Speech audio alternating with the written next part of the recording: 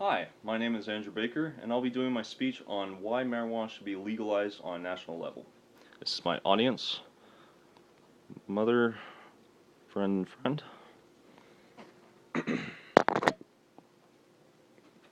Okay, so recently in Colorado we passed Amendment 64.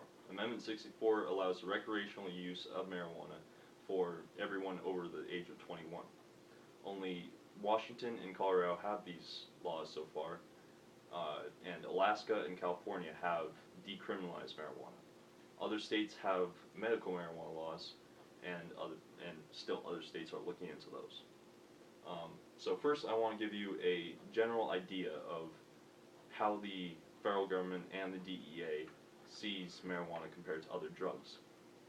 Um, the DEA has a scheduling system from 1 to 5, 1 being the highest priority, and 5 being the lowest. In that first category is marijuana, heroin, ecstasy, and LSD. So, in the schedule just below that, Schedule 2, is methamphetamine and oxycontin. So this gives the idea that the federal government does not see any medical use for marijuana, and they prioritize it more than meth, their enforcement of it. So that's just how the federal government sees it. Before we look at legalization, we have to look into why marijuana was made illegal in the first place. This has to do a lot with hemp. Hemp is a cousin of the marijuana plant, but still the same plant, uh, which is cannabis. Cannabis is both marijuana and hemp. Hemp is only used for industrial purposes, like making rope and textile products, and you can't get high from it, which is a major difference between marijuana and hemp. Um, the hemp industry was making paper, and the paper industry that makes paper from trees saw competition from them. So they campaigned to have the cannabis, just cannabis in general, both marijuana and hemp, to be illegal because they didn't like the competition. This happened in the 1920s. In 1936, a film called Reefer Madness was released. It's a propaganda film that depicts blacks and Hispanics as playing devil's music, jazz, smoking marijuana, and trying to pick up white women. This is this gives you a general idea of how white culture saw marijuana in the 1940s and 1930s as a minority drug. So it was cannabis was illegal until World War II, where the U.S. government released a video called Hemp for Victory, and they encouraged civilians to grow hemp so that they could make products to send to the military personnel overseas. After World War II, they brought up the debate of why marijuana should be legal/illegal, and they concluded on one of the reasons why marijuana should be illegal, which is the Soviets could possibly use it to pacify the U.S. public. If this is how our federal government sees it. If the Soviets could get us to smoke marijuana, then we would become pacifists and lose our will to fight the Cold War. Because of that, the federal government decided to keep marijuana illegal, and nothing changed until 1971 with the start of the drug war by Richard Nixon. So now that we know why marijuana was made illegal in the first place and how the drug war started, we can start to look at how the war on drugs is doing so far. Every year, recently, the spending on the war on drugs by the federal government has been about $20 billion per year. This does not include the state spending, which is over that, and that $20 billion goes to the DEA and other law enforcement groups. Every year there's 800,000 arrests for marijuana. 90% of those are just for possession. So, I have a couple graphs. This is the federal spending of on the war on drugs from 1970 to 2010, and then this is the U.S. drug addiction rate from 1970 to 2010.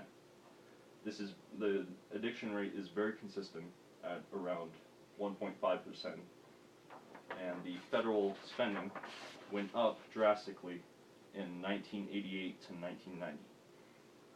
With that rise in spending per year, you don't see any change in addiction rate at all.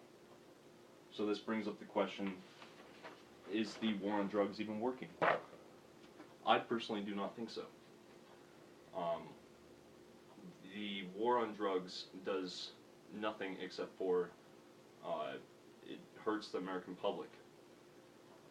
The police force has a lot to gain from the war on drugs. Police forces get more funding with the more arrests that they make. They get more funding, they get more police officers, they get more equipment, etc.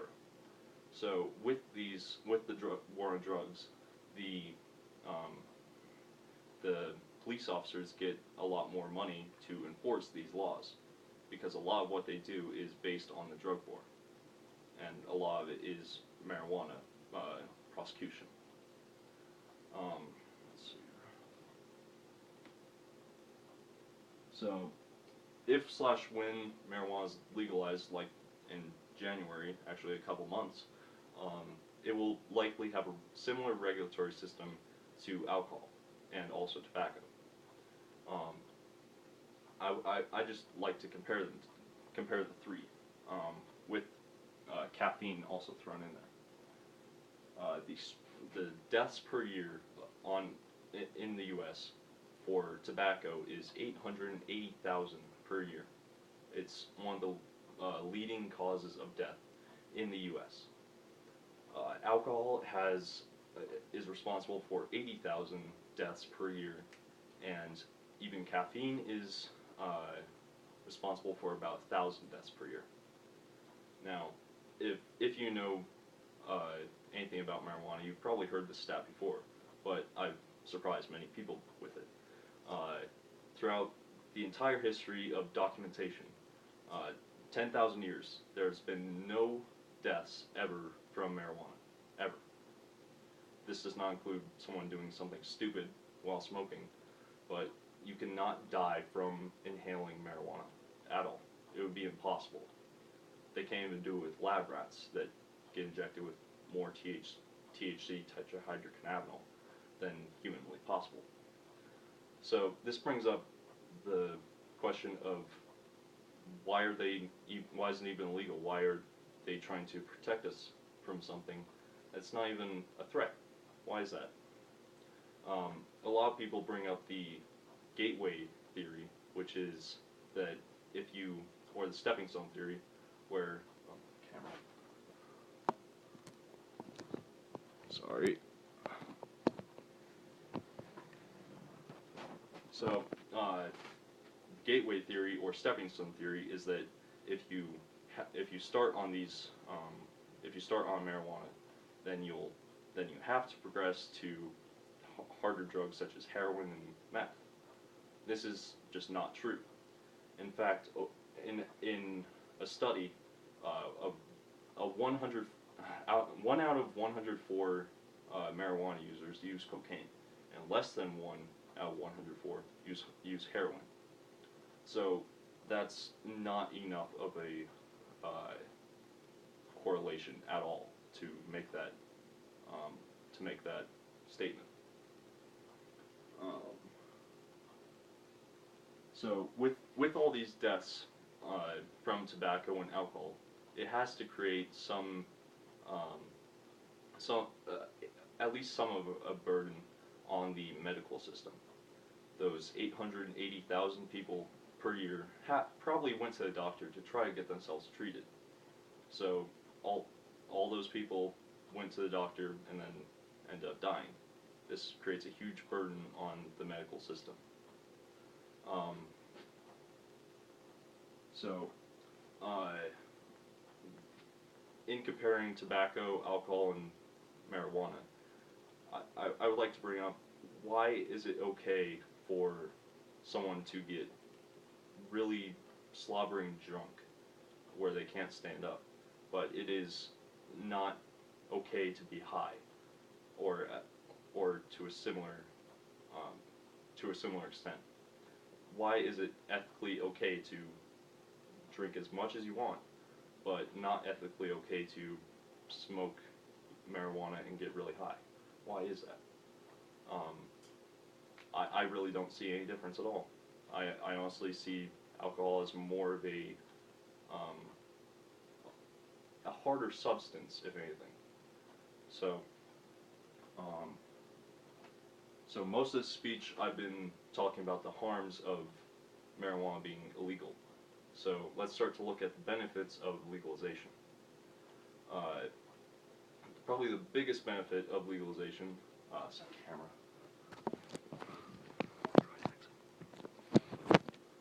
Okay, so one of the biggest benefits of legalization is taxation. Uh, when you legalize something, you sell the product or drug through a business which pays taxes, and then the people who buy the product pay taxes on top of that. All that tax revenue goes towards the government that's either state or federal. So in Colorado, we will get a major boost in tax revenue from the legalization of marijuana. What we're looking at in Colorado right now is a 15% excise tax on marijuana and a 10% enforcement tax, also a 8% sales tax. So all that tax goes towards whatever we want, even schools and healthcare. Another big benefit of legalization is that minors have a more difficult time getting something that is legalized than something that is illegal, actually. Minors have been saying for years that it is easier to get marijuana than it is alcohol. The reason for that is because alcohol, when you buy alcohol, you have to get, the business is required to check ID, and make sure the consumer is of legal age. But when you have something that's illegal, the dealer doesn't care. The dealer doesn't care if you're 12 as long as you have the money. So, with legalization, you get less minors using, actually. Another obvious benefit is that no one would be arrested. If those 800,000 people would just not be arrested, and those are 800,000 per year that do not have a black mark on their record. A lot of people with simple possession charges can't get federal support for college or housing just because they have a possession charge. Also, you could be denied a job because you have a previous charge. So that obviously goes away. And there's just a general benefit to the economy and a raise in jobs from marijuana being legal. With all those people spending money on marijuana, which will be a huge cash cow, you get all that money going to that business, and then that business just seeps through the rest of the economy and creates a general uplifting effect. Also, there's more jobs because people need to grow and sell the marijuana. So there's a lot of jobs there. So that's pretty much all I wanted to talk about. I think that'll be quite a while, at least 15 years until the federal government proposes legalization of marijuana. I think it'll go strictly by state until, I don't know. And I just want to leave you with this one statistic that I was holding on to. 58% of Americans are in favor of legalization. That's way up from even 10 years ago. But that really sets tone for my speech, is that 58% of Americans, over half, see marijuana as being not worth it. They want the prohibition to be over. So hopefully, with the rise in